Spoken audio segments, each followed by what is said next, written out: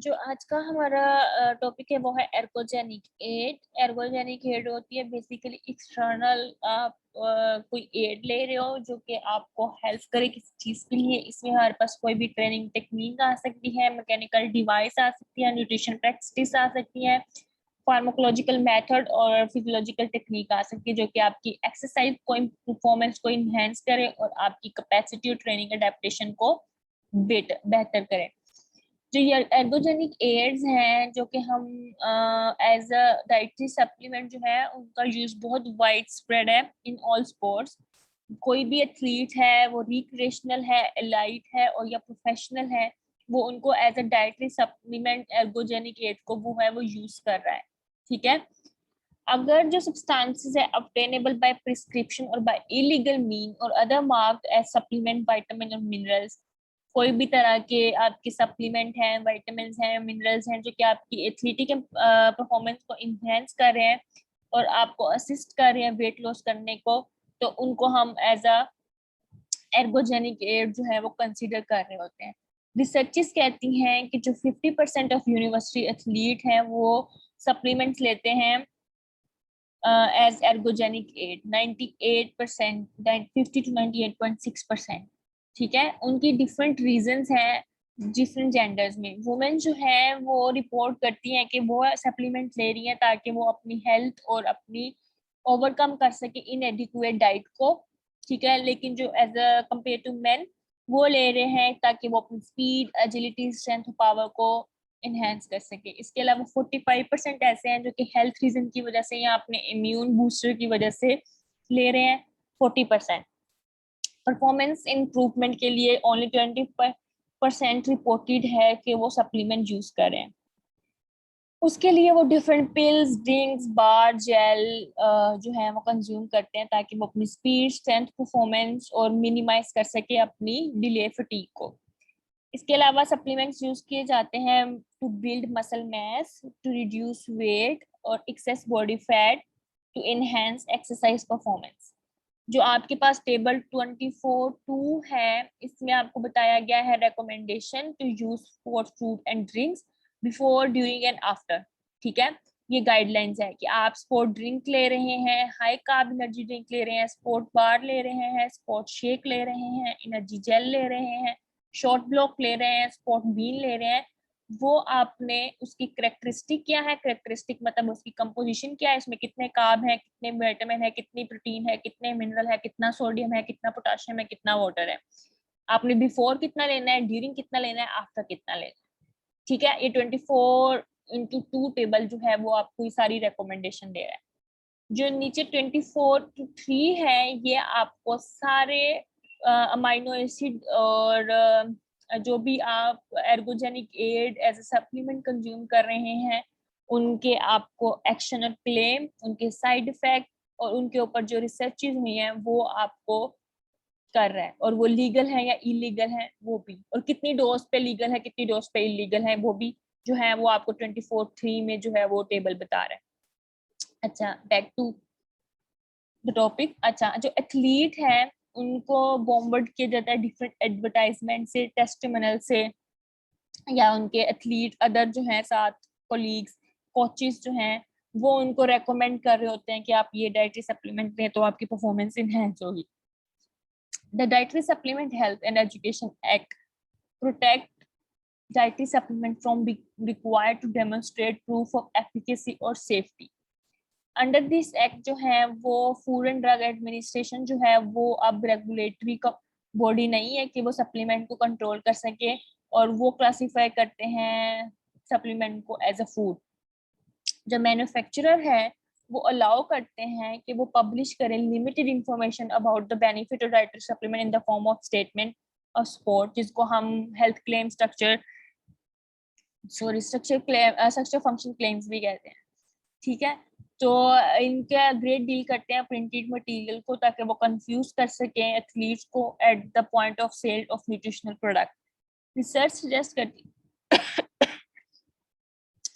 the internet, family member, friends, physician और pharmacist guide supplement choices for women athlete, जबकि जो store nutritionist हैं, fellow athletes हैं, friends और कोचेस जो हैं वो मेल एथलीट्स को जो है वो एडवाइस कर रहे हैं सप्लीमेंट।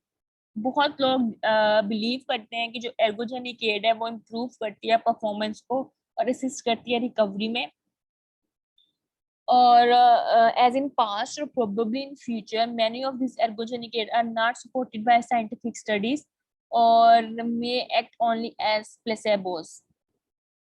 प्लेसेबो वो होता है कि उसमें आपका जो है एक्टिव इंग्रेडिएंट, या आप कह सकते हैं मेडिसिन होती नहीं है, लेकिन वो साइकोलॉजिकली आप कहते हैं कि हाँ इसमें है, ये इम्प्रूव करेगा। तो अक्सर ड्रग्स की ट्रायल भी ऐसे ही होती है कि वो एज ए प्लेसेबो जो है वो आपको दिया जाता है, और वो आपको लग रहा होता है कि आप मेडिसिन कंज्यूम कर रहे हो, या in the case of supplement आपको लगता होगा सप्लीमेंट कंज्यूम कर रहे हो, लेकिन एक्चुअली उसमें कुछ भी नहीं होता, वो सिर्फ एक फेक होता है। Many of these supplements confer no performance or health benefit, and some may naturally be detrimental to both performance and health when taken for a prolonged period. They may contain excessive dose of potentially toxic ingredient or contain significant amount of ingredient not approved by IOC, the World Anti-Doping Agency, National Collegiate Athlete Association, Major League Baseball, and the National Football League. ये सब organisations हैं जो कि आपको कभी भी recommend नहीं करती या अप्रूव करती हैं आपके लीगल और इलीगल जो भी सप्लीमेंट्स हैं या एर्गोजेनिक एड सब्सटेंसेस हैं उनको। ठीक है, तो जो आईओसी है, इंटरनेशनल ओलंपिक कमेटी, अच्छा जो स्पोर्ट न्यूट्रिशनिस्ट हैं उनको क्या करना चाहिए, उनको जरूरत है कि वो एवेल्युएट करें from merit of articles and advertisement about exercise and nutrition product, ताकि वो सेपरेट कर सके marketing type from scientifically based training and nutritional practices को। ठीक है, और performance enhancing substances such as anabolic androgenic aids, tetrahydrogesterone and endosterone, stimulants such as ephedra, and non-steroidal agents such as recombinant human erythropoietin, human growth hormone, creatinine, beta hydroxy, beta methyl butyrate may cause serious side effects including adverse cardiovascular changes and sudden death। अच्छा, ये आपको एक pyramid सा नजर आ रहा है, triangle सी नजर आ रही है, इसमें वो ये बताने चाह रहे हैं the value of sport nutrition. जो सबसे ज्यादा बेस का पोर्शन है ये हमारे पास sports foundation of good eating over athlete training and development, कि आपकी जो न्यूट्रिशन है वो इम्पोर्टेंट है आपकी ट्रेनिंग के लिए और डेवलपमेंट के लिए। और जो बहुत ही स्मॉल पोर्शन है वो उन्होंने, जो टिप का छोटा सा पोर्शन है वो उन्होंने एर्गोजेनिक एड्स को दिया है। ठीक है, तो ये आप कंपेयर कर सकते हैं कि कितनी ज्यादा इंपॉर्टेंस है किसकी। Next is muscle building supplements. जो हमारे पास मसल बिल्डिंग सप्लीमेंट्स हैं उनमें हमारे पास आते हैं amino acid, HMB, creatinine, pro hormones, glutamine, protein, high calorie protein products, protein fortified beverages and bars and other compounds जो भी लिस्टेड है। ठीक है, अमाइनो एसिड जो है वो हमारे पास प्रोटीन और अमाइनो एसिड जो है वो हम in the form of powder और pills, not necessary and should be is discouraged. ठीक है, taking large amount of protein और amino acid supplement can lead to dehydration, hypercalciuria, weight gain and stress on the kidney and liver। क्यों? क्योंकि जितनी ज्यादा आप protein दोगे आपकी किडनी और लीवर को वर्क करना पड़ेगा कि वो अमोनिया से यूरिया में कन्वर्ट करे, और किडनी को वर्क करना पड़ेगा कि वो यूरिया को बॉडी से एलिमिनेट करे। ठीक है, तो आपकी किडनी और लीवर फंक्शन पे स्ट्रेस आएगा। ठीक है, जितनी ज्यादा आप अमाइनो एसिड या प्रोटीन सप्लीमेंटेशन इंक्रीज करोगे। Taking single amino acid or in combination such as arginine and lysine may interfere with the absorption of certain other essential amino acid. An additional concern is that substituting amino acid supplement for food may cause deficiency of other nutrients found in protein-rich foods such as iron, zinc, niacin, and thiamine. Athletes and coaches need to realize that amino acid supplement taken large dose have not been tested in human subjects, and no margin of safety is available. It is important for health professionals to develop a strategy to approach and discuss the supplement use effectively with both athlete and coaches. अच्छा, जो हमारे पास amino acid है सबसे ज्यादा जो बात होती है ब्रांच चेन अमाइनो एसिड की, जिनमें हमारे पास ल्यूसीन, आइसोल्यूसिन एंड वेलिन आते हैं। ठीक है, ये अप्रोक्सीमेटली 35 to 40% आपका जो है वो एसेंशियल प्रोटीन अमाइनो एसिड का पोर्शन है, और 14% of total amino acid in muscles. ठीक है, जब कभी आपको एनर्जी चाहिए होती है तो, और आपके पास ग्लूकोज अवेलेबल नहीं है, तो ब्रांच चेन अमाइनो एसिड की ही ब्रेकडाउन होती है, और वो जो है वो एनर्जी प्रोवाइड करते हैं। ठीक है, जब स्ट्रेस का टाइम होता है तो ब्रांच चेन अमाइनो एसिड जो है वो बहुत ज्यादा रिक्वायर्ड होते हैं than any other essential amino acid. जो ब्रांच चेन अमाइनो एसिड है वो आप कंज्यूम करते हो बिफोर एंड आफ्टर ट्रेनिंग। ठीक है, तो ये रिजल्ट शो करते हैं कि आपकी प्रोटीन सिंथेसिस और मसल गेन को जो है वो नॉर्मली बीसीए जो है वो आप ज्यादा कंज्यूम करते हो बिफोर एंड आफ्टर, ताकि आपके मसल्स जो है बिल्ड करें और रीगेन करें अपना size. They have been reported to decrease exercise-induced protein breakdown and muscle enzyme release, which is a sign of muscle damage. Some research suggests that 14 grams of BCAAs during 8 weeks of weight training can produce significantly greater weight gain in less mass. Dairy product and red meat contain the greatest amount of BCAAs. Whey protein and egg protein supplement are also good sources. अब इसमें उन्होंने food sources दी हैं branch chain amino acid की। Leucine की क्या है, meet है, dairy है, नट्स हैं, बीन्स है, brown rice, soy and whole wheat. Isoleucine की क्या है, meat, chicken, egg, fish, elements, chickpeas, soy protein and most seed. Valine की है meat, dairy, soy protein, grains, peanuts and mushroom. तो अगर आप इन तीनों सोर्सेज में से कोई तीनों कंबाइन करके फूड की ही 14 ग्राम ऑफ बीसीए ले लो 8 वीक तक, तो वो सिग्निफिकेंटली इंक्रीज करता है आपका लीन मैस। तो आपको क्या जरूरत है कि आप सप्लीमेंट की तरफ जाओ। ठीक है, lean is the most ready leucine is the most readily oxidized, BCA is most effective at causing insulin secretion from the pancreas। तो ठीक है, अगर वो इंसुलिन को भी स्क्रीट कर रहा है, तो मैंने आपको कितनी दफा बताया कि जो इंसुलिन है वो एनाबॉलिक हार्मोन के तौर पे काम करती है, तो वो एनाबॉलिक करेगी तो आपकी प्रोटीन की सिंथेसिस है वो ऑटोमेटिकली इंक्रीज कर जाएगी और आपकी जो मसल्स की ग्रोथ है वो अच्छी हो जाएगी। ठीक है, it lower elevated blood sugar level and aid in growth hormone production. Leucine work in conjunction with isoleucine and valine to protect muscle and act as a fuel for the body. Doses of up to 2 grams post-workout have been suggested by some experts for accelerating muscle repair and recovery. Next is HMB, जिसे हम beta hydroxy beta methyl butyrate भी कहते हैं। ये important component है और essential metabolite है essential amino acid का, स्पेशली ल्यूसीन का। The human oral administration of HMB has been associated with increased body mass across the young, elderly, untrained, trained, and clinically caxic।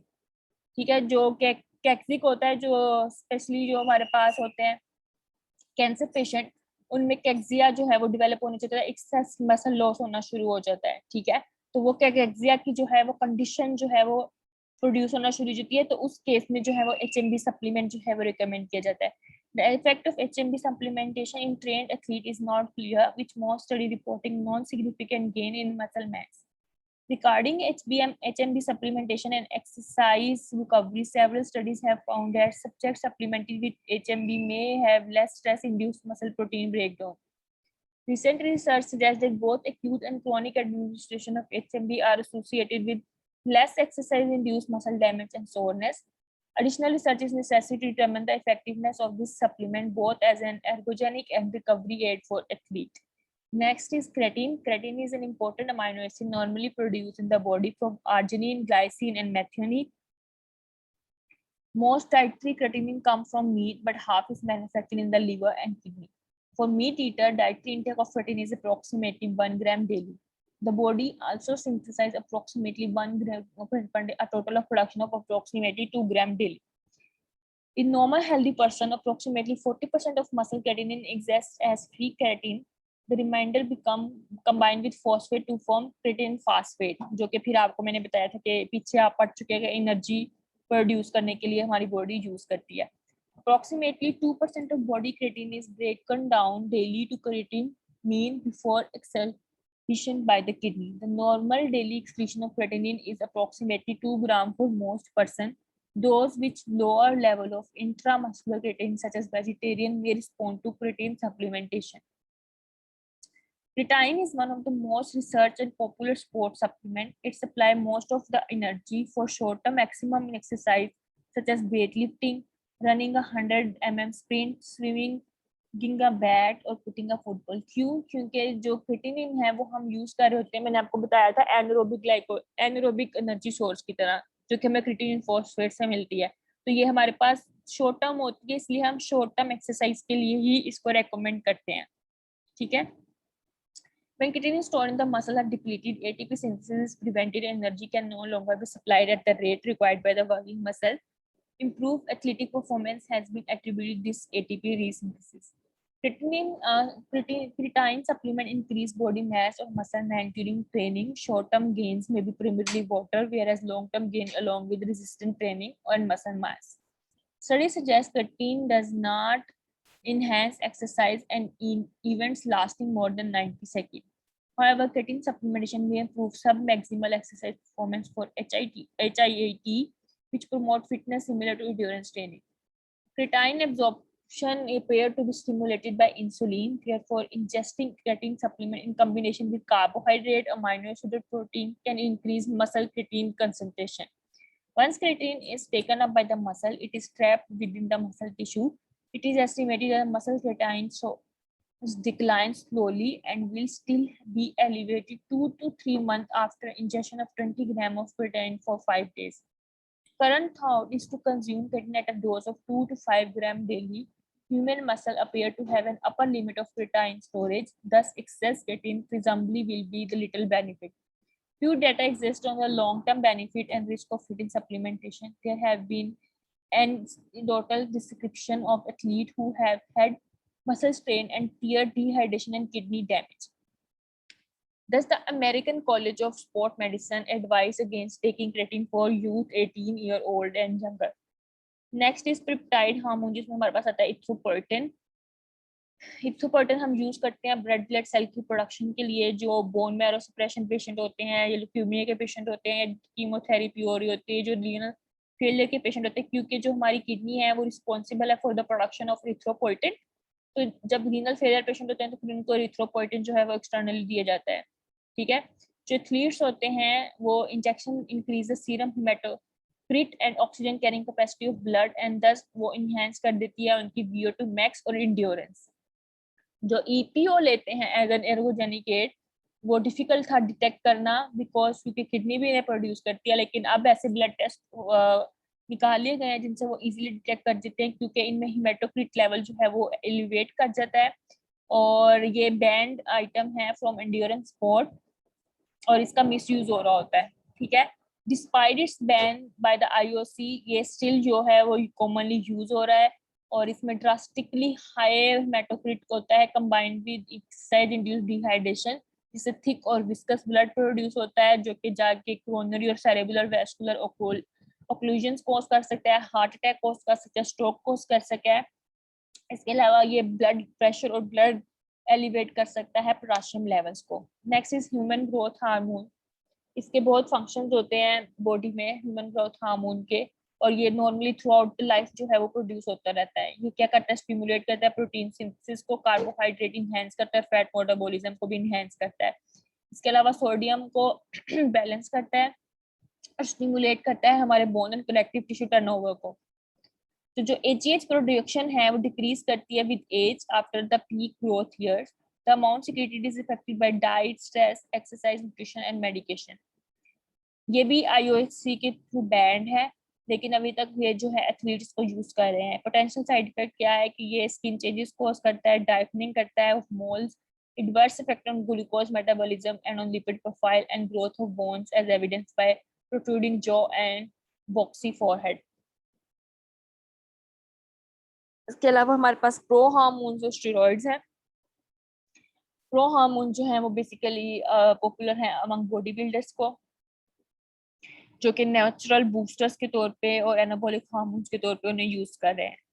Androsterone 4 एंड्रोस्टेरोल, 19 nor 4 androsterone and 19 nor 4 oestradiol, 7 keto dehydroepiandrosterone and 7 keto DHEA are naturally derived precursors हैं testosterone के और other anabolic steroids के.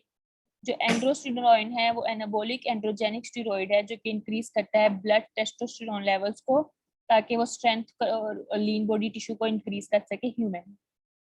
इसके अलावा theoretically pro hormone जो है वो increase करते हैं हमारे पास टेस्टोस्टेरोन के लेवल्स को, और इसका कोई एविडेंस अभी तक प्रेजेंट नहीं है कि वो अफेक्ट करते हैं ट्रेनिंग एडेप्टेशन को younger man with normal hormone level. इसके अलावा ये इंक्रीज करते हैं एस्ट्रोजन लेवल को, low density lipoprotein cholesterol level को, और रिड्यूस करते हैं हाई डेंसिटी लिपोप्रोटीन कोलेस्ट्रॉल को. एंड्रोस्टिनोडायोन या एंड्रो जो है वो प्री हार्मोन है और ये इनएक्टिव प्रिकर्सर है बोथ फीमेल एस्ट्रोजन का और मेल टेस्टोस्टेरोन का. It has about 1/7 of the activity of testosterone and is a precursor that directly converts to testosterone by a single reaction. It is naturally produced in the body from either DHEA or 17-alpha hydroxyprogesterone. कुछ studies कहती हैं कि Andrew elevate करता है testosterone more than DHEA. However, the induced increase lasts only several hours and remain at peak level for just a few minutes. Acute or long-term administration of testosterone precursor andro does not effectively increase serum testosterone level and fail to produce any significant change in lean body mass, muscle strength, or performance in development. Adverse reaction occur in male and female athlete, including muscle tightness and cramp, increased body weight, acne, GI problem, changes in libido, amenorrhea, liver damage, stunted growth in adolescents. Consumption of pro-hormone supplement can alter a patient's hypothalamic pituitary gonadal axis. Andro-related hormones may abnormally elevate estrogen-related hormones and alter elevation of serum estrogen, which is thought to increase the risk of developing prostate or pancreatic cancer. A significant decline in HDLs occur, leading to an increased cardiovascular disease risk. Therefore, taking androstenedione may be irresponsible because the potential risk associated with long-term use. Until there is a scientific support for its use, andro should not be sold under the assumption that it is either an effective or safe athletic androgenic aid. Clearly, adolescent and women of childbearing age should not be used. In 1998, andro was added to the list of banned substances by the IOC and several amateur and professional organizations, including the NFL and NCAA. Next is dihydroepiandrosterone is a weak androgen and product of dihydroandrosterone 3-sulfate and is used to elevate testosterone level. It is a precursor to more potent testosterone and dihydrotestosterone, although DHEAS is the most abundant circulating adrenal hormone in humans. Its physiologic role is poorly understood. It is labeled as fountain of youth hormone because has been labeled hormone because its level peak during early adulthood. The decline with aging has been associated with increased fat accumulation and risk of heart diseases. बहुत से study ने show किया है कि positive correlation है between increase plasma level of DHEA and improve vigour health and wellbeing in person जिनकी as है from 40 to 80 है. मतलब कि जो यंग अडल्ट्स हैं उनके लिए अच्छा नहीं है, लेकिन अगर कोई मिडिल एज लोग हैं उनके लिए बेहतर है older. By decreasing cortisol output from the liver by 50%, DHEA could have an anabolic effect. If this were to occur in muscle tissue as well, the anabolic effect would be comparable to that of anabolic steroids. However, no proof of this currently exists. DHEA supplementation does not increase testosterone level or increase strength in men, but it may increase testosterone level in women with a viralizing effect. Because DHEA can take several different hormonal pathways, the one that it follows depends on several factors, including existing level of other hormones. It can take several routes in body and interact with central enzymes along the sex steroid pathway. Thus, it can turn into less desirable byproduct of testosterone, including dihydrotestosterone, which is associated with male pattern baldness, prostate enlargement, and acne. Until recent, DHEA was a prescription drug, but it is now sold over the counter. Analysis of DHEA product in the market show a dramatic difference between amount of stated in the label and the actual amount in the product.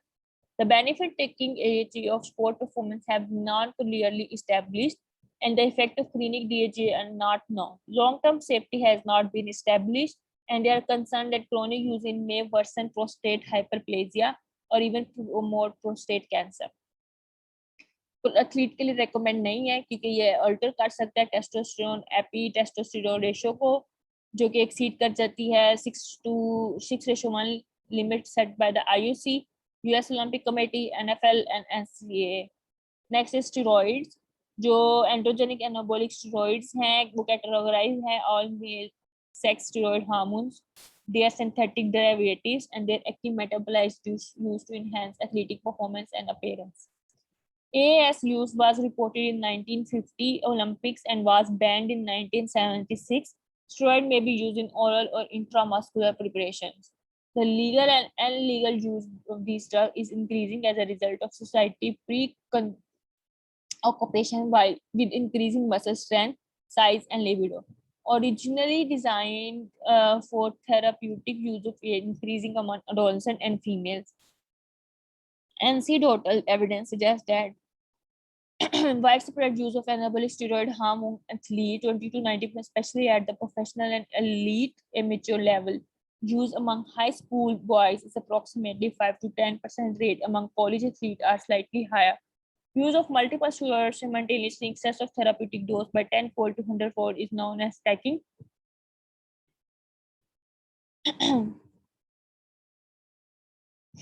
Short-term administration of these drugs by athlete can increase strength and body weight. Anabolic effects include increased muscle mass, increased bone mineral density, increased blood cell production, decreased body fat, increased heart, liver, and kidney size, vocal cord changes, and increased libido. Anabolic steroid increase protein synthesis in skeletal muscle and reverse catabolic processes. However, increased muscle mass and strength are observed only in athletes who maintain a high protein, high calorie diet during steroid administration. Androgenic effects are the development of secondary sexual characteristics in men, changing in genital size, function, growth of axillary, pubic, and facial hair. Some adverse effects associated with steroid use are reversible, especially in women.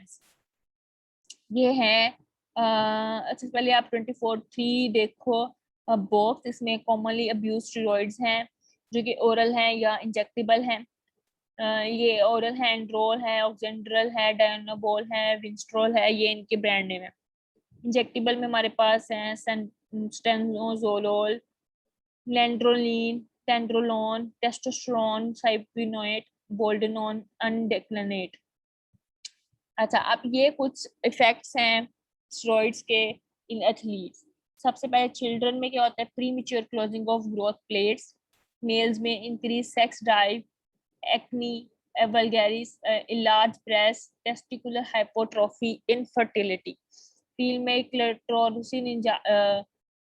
clitoris enlargement excessive body hair athletic performance increase करते हैं strength and lean body mass no increase in endurance performance cardiovascular system में increase करते हैं blood pressure depress करते हैं HDL को hormone changes में disturb करते हैं एंडोक्राइन और इम्यून फंक्शन को हेपेटिक सिस्टम में peliosis purpura hepatitis increase liver enzyme jaundice cancer भी कॉज कर सकते हैं लीवर का एचआईवी इम्यूनो कंप्रोमाइज डिसऑर्डर कर सकते हैं infection from injectable forms mental health increase करते हैं एग्रेसिव बिहेवियर को मूड डिस्टर्बेंसेस को डिप्रेशन को